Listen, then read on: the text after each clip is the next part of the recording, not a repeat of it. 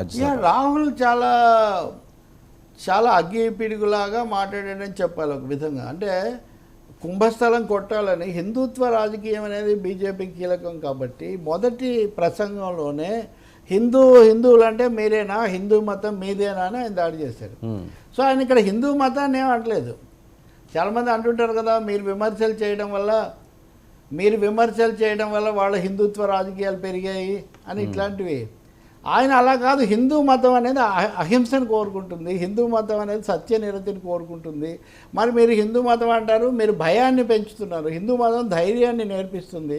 హిందూ మతం కానీ, బౌద్ధం కానీ, జైనం కానీ, సిక్కు వాళ్ళు కానీ వీళ్ళందరూ ధైర్యంగా ఉండమన్నారు. శివుడు త్రిశూలం పట్టుకోలేదు, పెట్టుకున్నాడు. అహింస అంటే ఏంటి? శివుడు కుడి చేతిలో త్రిశూలం పట్టుకొని వీరోచితంగా తిప్పలేదు, వెనక పెట్టుకొని దాన్ని అది ఒక అహింస నిదర్శనంగా ధైర్యానికి పెట్టాడు. అంటే అందులో ఉన్న అహింసను, ధైర్యాన్ని, సహనాన్ని మీరు ఒకటైతే గుర్తించవచ్చు.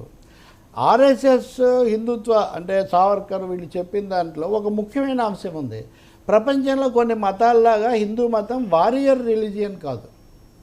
వారియర్ రిలీజియన్స్ అని కొన్ని ఉంటాయి. ఉదాహరణకు పశ్చిమ దేశాల్లో క్రిస్టియానిటీ తర్వాత ఇస్లాం దేశాల మధ్య క్రూసేడ్స్ మత యుద్ధాలు జరిగాయి. లేకపోతే సిక్స్ అనేవాళ్ళు ఎదుర్కోవటం కోసం కృపాణాలు ధరించి అసలు వాళ్ళ దీంట్లోనే భాగంగా మారింది. అంటే ప్రధానంగా యుద్ధ మతాలు యుద్ధ శౌర్య మతాలు. హిందూ మతం అటువంటిది కాదు. అదే ఒక కాలక్రమంలో అనేక మతాలు, విశ్వాసాలు, సంస్కృతుల కలయికగా ఉంది. దీంట్లో అసలు ఏమీ దేవుడు ఎట్లా ఉంటాడని చెప్పలేని వాళ్ళ దగ్గర, ఆధ్యాత్మిక వాళ్ళ దగ్గర నుంచి బలిచ్చే వాళ్ళ దాకా ఉన్నారు. అవన్నీ మనం తర్వాత చక్కదిద్దుకుంటూ వచ్చాము. ఇంత వైవిధ్యంతో కూడినటువంటి హిందూ మతాన్ని మీరు ఒక ముద్ర వేసేసి పైగా వాళ్ళు మేము అన్న పద్ధతిలో మీరు భయం పెంచుతున్నారు. ఈ భయం అనేది హిందూ మతం కాదు, విద్వేషం హిందూ మతం కాదు అని చెప్పడానికి. అయితే ఇక్కడ తేడా ఎక్కడొచ్చింది? రాహుల్ గాంధీ మాట్లాడుతూ those who call themselves Hindus, ఎవరైతే మేము హిందువులం అని చెప్పుకుంటున్నారో వాళ్ళే ఇలా చేస్తున్నారని బీజేపీని, మోదీని ఉద్దేశించి అన్నారు. హిందువులుగా చెప్పుకునే వాళ్ళు అన్నావు కదా, కాబట్టి నువ్వు మొత్తం హిందూ మతం మీద దాడి చేసావు అని పెడితే ఇక్కడ కీలకమైన అంశము రాహుల్ గాంధీ నిప్పులు కక్కడమే కాదు, అపహాస్యం చేశారని చెప్పాలి మోదీని. ఏమనంటే, ఇదిగో మా దేవుళ్ళందరూ మీరు ఈ చిత్రపటాలు చూపించకూడదు, సభలో ఫోటోలు చూపించకూడదు, ప్లకార్డులు చూపించకూడదు, శివజీని కూడా చూపించకూడదా, ఈశ్వరుని కూడా చూపించకూడదా? ఎలా చెప్తారు దీనికి జవాబు? అంటే మీరు మాట్లాడితే హిందూ మతం అనేవాళ్ళు ఈశ్వరుడి ఫోటో చూపిస్తే దానికి ఏ విధంగా మీరు అభ్యంతరం చెప్తారు? దాంట్లో అభ్యంతరం చెప్పాల్సింది ఏముంది? సో ఒక ఇరకటంలో పెట్టిన పరిస్థితి. మూడవది, ఇవన్నీ మనం మాట్లాడుకుంటాం, మనం మామూలు మనుషులము.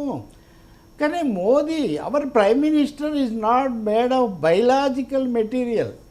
ఆయన జీవ పదార్థంతో తయారు కాలేదు. ఆయన నేరుగా దేవుడితో ఆయనకు సంబంధం ఉంటుంది. పరమాత్మ మోదీ ఆత్మతో నేరుగా మాట్లాడతారు. ఇది ఎంత అభాస్యం అంటే రాహుల్ గాంధీ మాట్లాడుతుంటే మోదీ లేచి అభ్యంతరం తెలిపే పరిస్థితి పార్లమెంట్లో ఎవరు ఎప్పుడు ఊహించలేదు. ఇప్పటివరకు అవతరాలు లేవటమే. ఒక్కసారి లేచిన తర్వాత మోదీ దాంట్లో ఉన్న సమస్య గుర్తించి ఇంక సైలెంట్గా ఆ తర్వాత అమిత్ షా వీళ్ళేదో లేవడానికి ప్రయత్నించారు. కానీ ఇంకొకటి స్పీకర్ మీద కూడా, స్పీకర్ గారు నేను వచ్చి నమస్కారం పెట్టాను, మీరు మామూలుగానే పెట్టారు, మోదీ వచ్చారు, మీరేమో శాంతం వంగిపోయి అంత చేశారు, అంత చేయాల్సిన అవసరం ఉందని స్పీకర్ కూడా తెలివిగా చెప్పాడు. నాకు సంస్కారం ఉంది, పెద్దవాళ్ళు వచ్చినప్పుడు ఎక్కువ వినయంగా ఉండమని, సమానస్తులతో సమానంగా చూడమని నాకు తెలుసు, అందుకని నేను అలాగే చేశానన్నారు. మాకు మీ మీద పూర్తి గౌరవం ఉంది, కానీ సభకు సంబంధించి మీరు సర్వాధినేత అనే ఒక అంశం కూడా మీరు దృష్టిలో పెట్టుకోవాలి. ఇలా అనేక కోణాల్లో రాహుల్ గాంధీ పార్లమెంటు ముఖ చిత్రం మారింది, లోక్సభ ముఖ చిత్రం మారింది. ఇంకా ఏకపక్షంగా మోదీ మంత్రజాలం ఒక్కటే చాలదు అనేది ఒకటి. రెండవది, హిందుత్వ వాళ్ళదే కాదు, హిందూ మతం వేరు, హిందుత్వ వేరు, బీజేపీ ఆర్ఎస్ఎస్ వేరు, మీరేనా ఎంతసేపటికి అన్నది. ఇదే సమయంలో వాస్తవానికి అలహాబాద్ హైకోర్టులో ఒక కేసును కూడా డిస్మిస్ చేసింది అలహాబాద్ కోర్టు. ఏమనంటే, రాహుల్ గాంధీ అసలు భారతీయ పౌరుడే కాదు, ఆయన ఇక్కడ పోటీ చేయడానికి అర్హత లేదని ఒక ఆయన పిల్ వేశాడు, కర్ణాటక బీజేపీ వర్కర్స్ అనే పేరుతో. ఆ పిల్లును 90 నిమిషాలు చర్చించింది అలహాబాద్ హైకోర్టు. ఏముందబ్బా అంటే వాళ్ళ పిల్ల 90 నిమిషాలు చర్చించి మీరు ఆపుతారా లేదా, మేము లేచిపోతున్నాము, ఇంత దండగమారి చర్చ ఏంటి అంటే రాహుల్ గాంధీని అంటే ఇక్కడ మతం గురించే కాదు, అతను అసలు భారతీయుడే కాదు, అతను వాళ్ళు బ్రిటిష్ పౌరులు ఈ పద్ధతిలో అంటే ఆ స్థాయిలో దాడి జరిగిన చోట అతను నిలదొక్కుని ప్రతిపక్ష నాయకుడిగా వచ్చి ఒక నైతికంగా ఒక విజయం సాధించినట్టుగా కనిపించింది. ఇంకోటి రేపు పొద్దు నుంచి దేశంలో ఈ మతమా ఆ మతమా మతపరమైన చర్చ కాదు, అవును, ప్రజాస్వామిక చర్చ. మేము ఒక మాట అన్నాడు ఆయన, జై శ్రీరామ్ అనేదాన్ని తప్పు పట్టలేదు కానీ అనేవాళ్ళు కదా అంతకుముందు.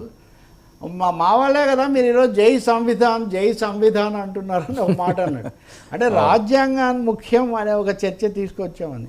ఈ రెండు విషయాల్లో we may have to appreciate him. తర్వాత ఇంకా ఏమేమి మార్పులు వస్తాయి, అందులో లోపాలు, దీన్ని సభ ఇవన్నీ తొలగిస్తున్నట్టు కూడా ప్రకటించారు ఇప్పుడు. ఇవన్నీ మీరు ప్రధానిని గౌరవించాలని స్పీకర్ నేను చాలా గౌరవిస్తాను సార్, అందులో సందేహమే ఉంది అని. కాబట్టి చాలా ఇంట్రెస్టింగ్గా లోక్సభ డిబేట్. ప్రకాష్ రాజు ఒక ట్వీట్ చేశాడు. సో సమఉజ్జీలుగా సభ ఉంటే ఎలా ఉంటుందో లోక్సభ ఈరోజు చూడగలిగింది. ఆరోగ్యకరమైన ప్రజాస్వామ్యానికి ఆరోగ్యకరమైన బలం కలిగిన ప్రతిపక్షం కావాలి. సో అది మనం ఈరోజు చూసాము. ఐ థింక్ రాహుల్ గాంధీని పప్పు అనేవాళ్ళు, పప్పు కాస్త నిప్పులు కురిపించాడు ఈరోజు అనేది మనం గమనించవచ్చు. ఇది కేవలం కాంగ్రెస్ కోణమే కాదు, అపోజిషన్ బ్లాక్ అని మనం అనుకోవాలి. సార్ దీని మీద ఏపీ బీజేపీ నేతలు రాహుల్ మీద దాడికి దిగారు అలాగే వ్యాఖ్యలతోటి. పురంధేశ్వర్ గారు అనియండి, లేకపోతే హిందువుల్ని రాహుల్ మాటల దాడికి దిగారని, కోట్లాది మంది రాహుల్ గాంధీ అవమానించారని కోట్లాది మందిని. అదే నేను చెప్పాను, ఆయన ఆక్షేపించింది, ప్రశ్నించింది, విమర్శించింది మోదీని, బీజేపీని. అది జనాలకి చుడుతున్నారు. దాన్ని మతానికి అదే వద్దనే ఇప్పుడు చెప్పేది. మీరు రాజకీయాలు చేసుకోండి, తప్పకుండా రాజకీయాలు, దేశ విషయాలు, మీ ఆర్థిక విధానాలు, మీ నాయకులు ఇవన్నీ మీరు చెప్పుకోండి. కానీ మీరే హిందువులు అంటే మేమే ఆంధ్రప్రదేశ్, మేమే తెలంగాణ, మేమే హిందూ మతము, మేమే అంటే ఎట్లా కుదురుతుందండి? ప్రజాస్వామ్యంలో అనేక పార్టీలు, అనేక మతాలు, అనేక వ్యవస్థలు ఉంటాయి. సో అందరికీ వాళ్ళ అదే కదా రాజ్యాంగం బహుళత్వంతో కూడింది భారత రాజ్యాంగం. భిన్నత్వంలో ఏకత్వం, ఏకత్వమే చూడండి, భిన్నత్వం చూడకుండా అంటే కుదరదు. సరే పురంధేశ్వరి గారైనా ఇంకొకరైనా వాళ్ళ పార్టీని సమర్థించుకునే ఒక ప్రయత్నంలో ఇది చేస్తారు, కానీ వాళ్ళు అలాంటి చేయాల్సిన స్థితికి నెట్టడం కూడా ఒక విజయం ఇక్కడ. అవును, ఇప్పటివరకు అఫెన్సివే కదా, దే కమింగ్ ఫ్రమ్ ఒక డిఫెన్స్ నుంచి అఫెన్స్ చేయడానికి ఒక ప్రయత్నం చేస్తున్నారు. సో మమ్మల్ని ఎందుకు అన్నారని అడగట్లా, బీజేపీని విమర్శించారని అంటలేదు ఇక్కడ. ఇంకో ఫైనల్గా కూడా ఒక వర్డ్ వేసాడు, అయోధ్య రాముడు కూడా మిమ్మల్ని ఓడించి, అయోధ్యలో కూడా మీరు ఓడిపోయారు, అయోధ్య రాముడు కూడా మిమ్మల్ని ఆశీర్వాదం మీకు రాలేదన్న రాహుల్ రాటు తేలేరు. రాహుల్ రాటు తేలటం అదే ఈ ప్రజల దగ్గరికి వస్తే ఎవరైనా కొంచెం విషయాలు తెలుసుకుంటారండి. అతను చేసిన రకరకాల యాత్రలు ఇవన్నీ ఆయనకు చేసాయి, అయినా ఇంకా నేర్చుకోవాలి, ఇంకా గట్టిపడాలి, అందులో సందేహం లేదు. కానీ కాంగ్రెస్ కూడా ప్రజాస్వామికంగా అందరినీ కలుపుకుపోవాలి. వీళ్ళేమో ఎమర్జెన్సీనే ముందుకు తెస్తున్నారు ఇప్పటికి కూడా. ఎప్పటి ఎమర్జెన్సీ 50 ఏళ్ళు, ఇప్పుడు ఏమనాలి అప్రకటిత ఎమర్జెన్సీ ఉందని ఎక్కువ మంది అభిప్రాయపడుతున్నారు. రైట్ సార్, చూద్దాం. Thank you so much Ravi గారు. ఇది ఈనాటి ఫ్రాంక్లీ విత్ తెరక్పల్లి.